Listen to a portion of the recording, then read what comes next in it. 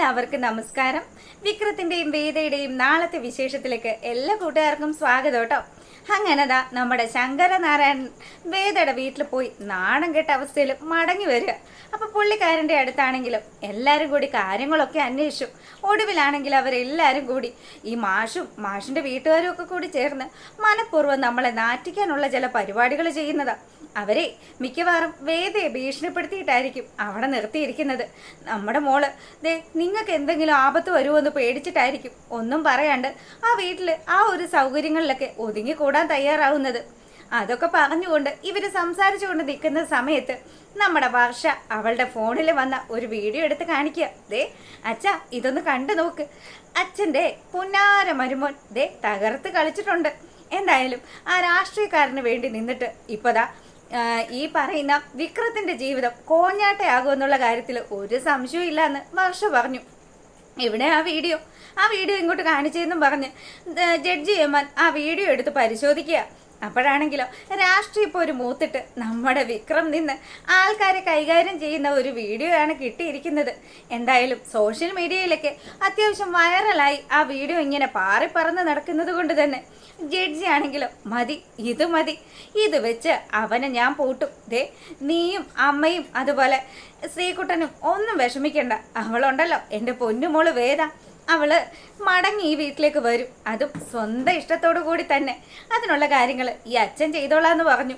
അങ്ങനെ ജഡ്ജി ഏമാൻ ആ വീഡിയോ നല്ല ഡീറ്റെയിൽ ആയിട്ടിരുന്ന് കണ്ടു. അതിനുശേഷമാണെങ്കിൽ ആശാൻ ഒരു പ്ലാൻ ഉണ്ടാക്കുക. എത്രയും പെട്ടെന്ന് വർഷയല്ല വേദയെ തിരികെ ഈ വീട്ടിൽ എത്തിക്കണമെങ്കിൽ ഈ കേസ് അതൊന്ന് കുത്തിപ്പൊക്കണമല്ലോ. അങ്ങനെ ആയാൽ താൻ വിചാരിക്കുന്നത് പോലെ തന്നെ തൻ്റെ മകള് തൻ്റെ വീട്ടിലേക്ക് മടങ്ങി വരുമെന്ന് ജഡ്ജി തീരുമാനിക്കുക.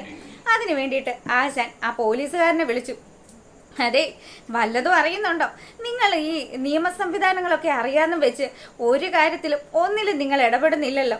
ഞാനായിട്ട് നിങ്ങൾക്കൊരു കേസ് കണ്ടെത്തി തരാം. എന്തായാലും എൻ്റെ മോള് എൻ്റെ വീട്ടിലേക്ക് മടങ്ങി വരണം. അതിനു വേണ്ടിയിട്ട് നിങ്ങൾ എൻ്റെ ഒപ്പം നിൽക്കണമെന്ന് കൂടി ആ പോലീസുകാരനോട് പറഞ്ഞു.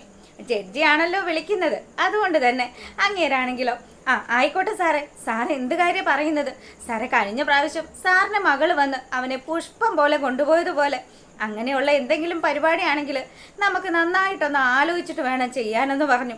എടോ, ഇതുണ്ടല്ലോ, ഇത് പഴുതടച്ചിട്ടുള്ള ഒരു പരിപാടിയാ. താൻ എന്തായാലും ഒരു കാരണം വെച്ചാലും പേടിക്കണ്ട. എൻ്റെ മോൾക്ക് ഈ കാര്യത്തിൽ ഒന്നും തന്നെ ചെയ്യാൻ പറ്റില്ല എന്ന് പറഞ്ഞു. അപ്പൊ വിക്രത്തിന്റെ വീഡിയോ ഉണ്ടല്ലോ, ഈ ഒരു വിഷ്വൽ വെച്ചിട്ട് വിക്രത്തെ പൂട്ടാമെന്നുള്ള പരിപാടിയാണ് ജഡ്ജി പ്ലാൻ ചെയ്യുന്നത്. അങ്ങനെ ആ SI ജഡ്ജിക്ക് ഒത്താശ ചെയ്ത് വിക്രത്തെ പൊക്കാനുള്ള കാര്യങ്ങളൊക്കെ പ്ലാൻ ചെയ്തുകൊണ്ടിരിക്കുക. ഈ സമയമാണെങ്കിൽ നമ്മളെ കാണിക്കുന്നത് നമ്മുടെ വേദയാട്ടോ. വേദയാണെങ്കിൽ അവിടെ അമ്മായിയമ്മയ്ക്കും അതുപോലെ തന്നെ ശ്രീജ ചേച്ചിയുടെ കൂടെയൊക്കെ അവിടെ വിളക്കൊക്കെ തുടച്ചുകൊണ്ടിരിക്കുക.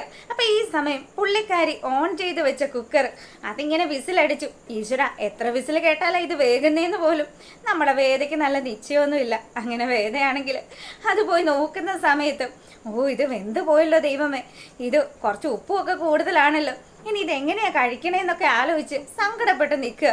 അപ്പം ഇവളുടെ ഈ നിപ്പും ഭാവമൊക്കെ കാണുമ്പോൾ കമലയ്ക്ക് കാര്യം പിടികിട്ടി. മോൾക്ക് ഇത് വലിയ നിശ്ചയമില്ലല്ലേ? അത് അമ്മേ, എനിക്കൊരു അബദ്ധം പറ്റിയതാ. ഞാനൊരു പഞ്ചിനങ്ങ് പറഞ്ഞു പോയതാ. എനിക്ക് ശരിക്കും ഫുഡൊന്നും ഉണ്ടാക്കാനൊന്നും അറിയത്തില്ല. പിന്നെ ഇങ്ങനെയൊക്കെ ആണല്ലോ പഠിക്കുന്നത്. ഇത് കണ്ടുകൊണ്ട് നമ്മുടെ നന്ദിനി വരിക. സവോളയ്ക്ക് ഒരു ഏറ് കിട്ടിയതാണെങ്കിലും നന്ദിനി ആണെങ്കിൽ നമ്മുടെ വേദയെ കളിയാക്കാൻ കിട്ടിയ അവസരം അത് പാഴാക്കുന്നേ ഇല്ല. എന്നിട്ട് അവള് വന്നിട്ട് പറഞ്ഞു, അല്ല എന്തൊക്കെ മറിക്കലായിരുന്നു ഇവിടെ മറച്ചുകൊണ്ടിരുന്നത്. നിനക്ക് എല്ലാ ഫുഡും പ്രിപ്പയർ ചെയ്യാൻ അറിയാമെന്നും ഇന്ന് വെജിറ്റബിൾ കുറുമയും അതുപോലെ പുലാവും ഉണ്ടാക്കിയാൽ മതിയോ എന്നൊക്കെ ചോദിക്കുകയൊക്കെ ചെയ്തതല്ലേ. അതിനാണോടി നീ ഇത്രയും പച്ചക്കറിയൊക്കെ വാങ്ങിച്ച് വേസ്റ്റ് ആക്കിയത്? എന്തായാലും ഒരു കാര്യം ചെയ്യ്, ദേ ഞങ്ങൾ ഇവിടെ ഉണ്ടാക്കിയ കൂട്ട് കുറച്ച് ഭക്ഷണം തരാം. അപ്പം വേദം അടിച്ച് നിൽക്കുക. കമലയാണെങ്കിലോ എന്തായാലും മോളിപ്പം ആ ഭക്ഷണം മോള് കഴിക്കുകയാണെങ്കിൽ അമ്മയും കഴിക്കാന്ന് പറഞ്ഞു. അങ്ങനെ നമ്മുടെ കമല ആ ഒരു സ്നേഹത്തോടു കൂടി നമ്മുടെ വേദയെ വിളിച്ചിരുത്തിയിട്ട് ഭക്ഷണം വിളമ്പി കൊടുക്കുക. വേദയും നല്ല സന്തോഷത്തിൽ ആ ഭക്ഷണം കഴിച്ചുകൊണ്ടിരിക്കുന്നു. ഈ സമയമാണെങ്കിലോ നമ്മളെ കാണിക്കുന്നത് നമ്മുടെ വിക്രത്തിനെ അന്വേഷിച്ച് പോലീസ് ആ വീട്ടിലേക്ക് വരുന്ന കാഴ്ചയാണ്. അപ്പൊ വിക്രം ആണെങ്കിൽ ഇടിയും പെരവാസ്തുലിയും ഒക്കെ കഴിഞ്ഞിട്ട് വീട്ടിൽ മടങ്ങിയെത്തി. അതിനുശേഷം അവന്റെ റൂമിൽ റെസ്റ്റ് ചെയ്തുകൊണ്ടിരിക്കുക. ഇങ്ങോട്ടേക്കാണ് ആ ജഡ്ജി പറഞ്ഞതനുസരിച്ച് SI ടീമും എത്തുന്നത്. അപ്പോൾ എന്തിനാണ് ഇവർ വന്നതെന്നും എന്തിനാണ് വിക്രത്തെ പിടിച്ചുകൊണ്ട് പോകുന്നതും എന്നുള്ള കാര്യമൊക്കെ നമ്മുടെ വേദ ഉൾപ്പെടെയുള്ള ആൾക്കാർ അവരോട് അന്വേഷിക്കുക. അപ്പം വേദയുടെ അടുത്ത് ഒരുപാട് ലോ പോയിന്റുകളൊന്നും പിടിച്ചു നിൽക്കാൻ SI സാറിന് പറ്റില്ലല്ലോ. അതുകൊണ്ട് തന്നെ സാറ് ആ വീഡിയോ എടുത്ത് നമ്മുടെ വേദയെ കാണിക്കുക. ദേ ഇതൊക്കെയാണ് കാരണം. നിങ്ങൾ ജഡ്ജിയുടെ മോളായത് കൊണ്ട് മാത്രമാണ് ഞാൻ മാഡത്തിന് ഈ വീഡിയോ കാണിച്ചത്. എന്തായാലും ഇപ്പം ഈ കേസ് കുത്തിപ്പൊക്കിയത് എങ്ങനെയാണെന്ന് മോൾക്ക് മനസ്സിലായി കാണുമല്ലോ. എനിക്ക് മനസ്സിലായി സാറേ, എൻ്റെ അച്ഛൻ തന്നെയാണ് ഇതിനൊക്കെ പിന്നെ കളിച്ചിരിക്കുന്നതെന്ന് എനിക്ക് മനസ്സിലായെന്ന് പറഞ്ഞ് വേദയാണെങ്കിൽ ആ SIയോട് ചൂടാകുക. വിക്രത്തെ പിടിച്ചുകൊണ്ട് പോവുക എന്നുള്ള ആ ഒരു ലക്ഷ്യത്തിൽ വന്ന SIയും കൂട്ടരും അവൻ അങ്ങനെ തന്നെ പിടിച്ചുകൊണ്ട് പോവുക. ഈ സമയം കമലയും അതുപോലെ മാഷും എല്ലാവരും നല്ല സങ്കടത്തിലായി. വിക്രത്തിനെ പോലീസ് കൊണ്ടുപോയിരിക്കുകയാണല്ലോ. ഇന്നാൾ ഇതുപോലെ വേദയുടെ കേസിൽ വിക്രത്തെ പോലീസ് കൊണ്ടുപോയിട്ട് അവർ ഗുണ്ട ആക്ടിൽ നമ്മുടെ വിക്രത്തെ കൊല്ലാനുള്ള ചില പദ്ധതികളൊക്കെ മെനഞ്ഞായിരുന്നു. അതുകൊണ്ട് തന്നെ വീട്ടിലുള്ള എല്ലാവരും ടെൻഷൻ അടിച്ചിരിക്കുക. കമലയാണെങ്കിൽ സമാധാനം നഷ്ടപ്പെട്ട അവസ്ഥയിൽ കമലയുടെ അടുത്തേക്ക് നമ്മുടെ വേദ ചെന്നിട്ട് പറഞ്ഞു, അമ്മ ഒരു കാരണം വെച്ചാലും വിഷമിക്കണ്ട കേട്ടോ. അമ്മയുടെ മോനെ ഈ വേദ തിരികെ കൊണ്ടുവരും. അതിന് ഏതറ്റം വരെ പോവേണ്ടി വന്നാലും ആ അറ്റം വരെ ഈ വേദ പോയിരിക്കുമെന്ന് പറഞ്ഞു. മോളെ നീ എങ്ങനെയാ അവനെ രക്ഷിക്കുന്നത്?